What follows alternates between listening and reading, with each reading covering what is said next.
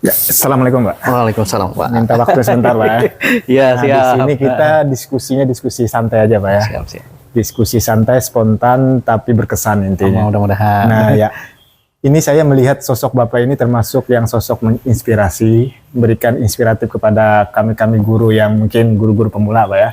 Karena Bapak itu saya pandang dari segi guru berprestasi. Nah, Bapak sudah pernah, kalau tidak salah, pernah jadi juara di tahun 2015, Pak ya? 2015 sama 2022. 2022. Ya. Oh, berarti sudah di generasi yang dulu sebelum SMA pindah ke provinsi ya, lalu menuju ke provinsi. Bapak selalu aktif di kegiatan-kegiatan yang bisa dikatakan tidak semua guru yang berani ikut ini. Nah, di sini saya sebagai guru yang mungkin masih awam di bidang guru berprestasi, di sini saya meminta pendapat atau tips-tips dari Bapak bagaimana untuk mempersiapkan diri bisa menjadi seorang juara di guru berprestasi gitu Pak. Iya. Minta pendapat. Baik, terima kasih. Jadi ajang guru berprestasi itu sebenarnya adalah ajang bagi kita untuk membuktikan eksistensi kita di bidang pendidikan. Bahwa segala sesuatu itu berjalan sebenarnya natural saja sebenarnya. Jadi kalau kita membuat sebuah karya, itu sebenarnya adalah obat yang sebenarnya sudah kita tawarkan kepada siswa dan sudah dilaksanakan oleh kita. Jadi semacam best practice lah. Karena menurut saya guru itu mulia karena karyanya. Jadi karya itu yang harus kita tampilkan di ajang-ajang seperti guru berprestasi ini. Nah, jadi memang sekarang itu kan salah satu syarat untuk berprestasi itu, ajang berprestasi adalah kita menunjukkan best practice. Nah, best practice ini adalah obat yang tadi saya katakan, obat sebagai cara bagi kita untuk berrelasi dengan siswa atau peserta didik kita. Jadi di situ kita menunjukkan kemampuan kita dalam membimbing, dalam rangka kita melayani siswa sesuai kebutuhannya. Jadi kalau kita belajar kodrat alam dan kodrat zaman ya. Jadi anak ini kita layani dengan sepenuh hati kita. Jadi segenap keperluannya itu kita layani sesuai dengan filosofi Ki Hajar Dewantara kan gitu. Jadi kita melayani. Sebenarnya itu konsepnya. Jadi kalau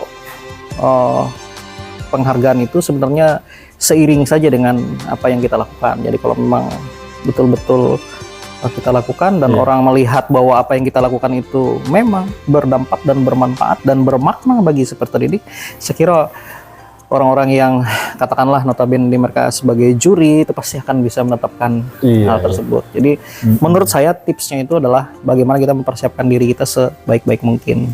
Dan kita harus memberitahukan kepada orang lain bahwa kita punya karya. Nah, jadi kembali lagi bahwa guru mulia itu karena karya. Jadi karya-karya kita ini yang kita pajang. Nah, terserah nanti mau yang mana. Ini kalau bentuk karyanya itu seperti apa Pak? Sederhananya. Mungkin untuk guru-guru itu yang pemula mungkin takutnya kalau melihat yang seperti Bapak kan sudah guru berprestasi pasti karyanya itu luar biasa. Jadi untuk memulai awal itu seperti apa dulu? Karya itu mulai dari apa yang kita lakukan di kelas. Didokumentasikan gitu? Didokumentasikan. Kalau kita nggak dokumentasikan, nah ya dokumentasikan banyak. Bisa gambar, bisa catatan kita, itu kan dokumentasi. Bisa video, itu dokumentasi juga. Segala sesuatu itu kan kita analisis. Kita lihat, oh ini kayaknya begini. Solusinya bagaimana? Lalu kita bisa lakukan refleksi juga kepada teman-teman kita. Kita konsultasi dengan teman-teman kita. Apakah fenomena seperti ini juga terjadi? Nah, dari refleksi yang kita lakukan, kita akan menemukan, oh ternyata jawabannya ini gitu. Nah, lalu kita anggap sebagai obat. Nah, kalau kita sudah lakukan di kelas dan ternyata berhasil, itulah sebenarnya karya kita. Jadi sebenarnya karya itu tidak dimulai dari hal yang besar, dari hal yang kecil. Apa yang kita lakukan di kelas itu karya. Contoh misalnya, ketika kita menegur anak, kenapa kok tidak hadir tepat waktu. Nah, ketika kita sudah ketika anak merasa itu ada perhatian dari kita, itu mungkin sudah obatnya. Nah, jadi mungkin selama ini dia tidak termotivasi karena gurunya tidak membuat sebuah hal yang menarik di kelas itu. Di menarik ini banyak cara, bisa dengan metode, bisa dengan pendekatan. Iya.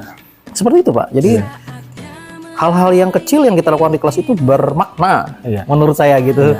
Berarti pada intinya Pak ya, ada masalah, kita punya obatnya. Benar. Oh iya itu. Obatnya di kita Pak. Jadi di guru ini ketika masuk kelas, dia jadi obat. Iya. Nah jadi kalau kita dokumentasikan, itu bisa kita tulis. Nah, tidak bisa jadi karya kalau kita tidak tulis. Iya, nah, dituliskan. harus jadi ditulis. Iya, nah, ketika kita masuk di kelas, itulah best practice-nya. Iya. Nah, sekarang dari best practice yang ada, dari sekian banyak misalnya 22 kali kita masuk di kelas, itulah 22 best practice yang kita lakukan. Nah, sekarang mana yang terbaik? Itu yang kita pakai, kita gunakan. Nah, kan namanya kalau kita di ajang guru berprestasi itu best practices. Nah, bukan best practice aja, lebih dari satu gitu. Best practices. Jadi mana yang terbaik dari apa yang sudah pernah kita lakukan?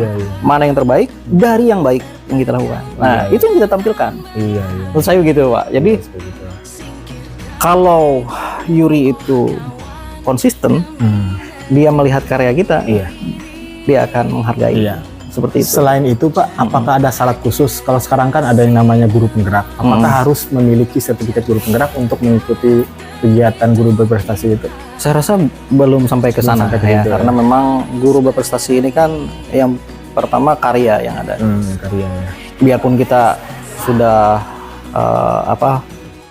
banyak berkiprah di dunia pendidikan, tetapi kita belum punya karya, nggak bisa juga kita, karena itu syaratnya adalah kita mengajukan karya itu. Iya. Nah, saya tadi guru mulia karena karya. Benar. Ya. Berarti tipsnya seperti itu Pak ya. Jadi untuk dalam setiap tahun itu apakah ada seleksi guru berprestasi itu biasanya di bulan berapa Pak? Kalau guru berprestasi itu biasanya 1 tahun sekali, biasanya mendekati Agustus, Oktober, November gitu, mendekati Hari Guru. Hari Guru ya. Seperti tahun ini kan, tahun 2023 ini guru berprestasi itu diwadahi oleh Balai Guru Penggerak. Dengan GTK berprestasi kan, GTK inovatif, GTK apa itu lagi. Banyak. Berarti ada keterkaitan dengan Balai Guru Penggerak. Nah, sekarang kalau dulu mungkin 2023 ini sudah beralih ke pengelolaannya ke Balai Guru Penggerak. Kalau di Dinas Pendidikan Provinsi sebelum ada kabar gitu. Ada kemungkinan tidak nanti itu yang keterkaitan dengan program Guru Penggerak? Bisa jadi. Menurut saya bisa jadi itu karena memang harapannya kan guru-guru penggerak ini dia akan punya karya. Seperti itu. Jadi ada karya yang bisa disampaikan. Nah, karya itulah yang nanti akan ditunjukkan gitu. Rasanya mustahil kalau guru penggerak tidak ada karya kan gitu. Iya, benar. Jadi karena setiap kegiatannya kan harus didokumentasikan dan aksi nyata dan sebagainya lah ya. Bapak juga jadi guru penggerak Pak ya? Betul Pak. Berarti dalam artian kami yang menjadi guru pemula ini berarti secara otomatis kan harus mengikuti. Pertama harus berani mengikuti program penggerak. Satu itu. Iya benar. Pada tahun berapa? Tahun kemarin ya rasanya saya pernah diundang oleh Dinas Pendidikan Provinsi dan juga Balai Guru Penggerak untuk jadi motivator pada saat sosialisasi CGP angkatan 10 kalau tidak salah ya, di Buntok ya. Iya. Berarti Bapak sudah angkatan berapa Pak? Saya angkatan 8. Berarti sudah selesai atau baru? Hampir sedikit lagi maksud saya. Ya. Mau panen karya gitu? Iya, panen karya. Iya. Terima kasih Pak atas masukan, ide, saran, dan mungkin ya pada intinya nanti memberikan motivasi kepada kami. Pesan saya gini, untuk guru-guru yang ada. Jadi pertama, jangan pernah berhenti untuk berkarya. Karena sekali lagi guru itu mulia karena karyanya. Kita bangga dengan istilah guru adalah pahlawan tanpa tanda jasa. Sekarang sudah guru harus berjasa. Harus berjasa dengan dihargai dan karyanya. Dengan karyanya itu. Jadi kita akan dihargai kalau kita berkarya. Benar. Kalau kita tidak berkarya, ya nggak ada penghargaannya. Terus yang kedua. Terkait dengan guru penggerak. Guru penggerak ini adalah satu lokomotif atau gerbong yang membawa perubahan. Ada bedanya antara guru penggerak dengan guru bergerak. Guru penggerak itu dia akan memimpin perubahan. Iya. berarti dia berubah. Ya. Nah, sementara guru bergerak, dia mengikuti perubahan. Benar. Tidak ada pergerakannya, dia hanya mengikuti saja. Mengikuti. Ya. Berarti terseret aja gini. Nah, walaupun nanti sampainya juga sampai, tapi lambat. Bukan jadi leadernya. Gitu. Bukan jadi leader. Nah, sementara kalau guru penggerak, dia leader. Dia yang memimpin perubahan itu. Nah, pesan saya, Bapak Ibu yang ada di sana, ya untuk bisa artinya bersama-sama lah. Kalau memang ada sosialisasi guru penggerak, ya diikuti sajalah. Karena itu bukan hanya berdampak bagi kita untuk menjadi seorang pemimpin, tetapi bagaimana kita bisa memulihkan pembelajaran yang terjadi di sekolah kita, di tempat kita. Benar. Ya, bagaimana kita melayani anak dengan sepenuh hati, dengan sebaik-baiknya, melayani anak dengan sesuatu yang berpihak kepada anak. Iya, benar. Dengan sepenuh hati kita melayani mereka. Jadi itu yang bisa saya sampaikan terkait dengan apa yang kita bisa bicarakan pagi hari ini. Yang mudah-mudahan itu bermakna, bermanfaat bagi segenap yang melihat dan mendengar ucapan ini ya. Saya yakin dengan video ini nanti akan menginspirasi guru-guru yang berada di luar sana, yang pertama ketakutan ikut guru berprestasi dan ketakutan untuk mengikuti program guru penggerak. Guru penggerak itu bukan sesuatu yang sulit dilakukan. Ya, karena apa? Karena kita tidak meninggalkan pekerjaan. Benar. Terus kita mendapat pemasukan. Terus kita bisa belajar mandiri. Kita melihat banyak perubahan yang diajarkan di sana. Benar. Saya selama ini, mohon maaf.